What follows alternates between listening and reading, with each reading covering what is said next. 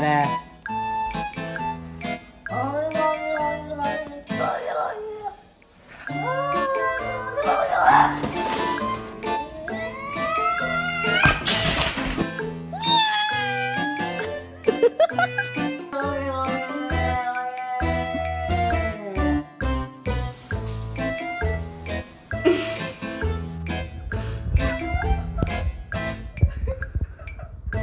You're scaring me.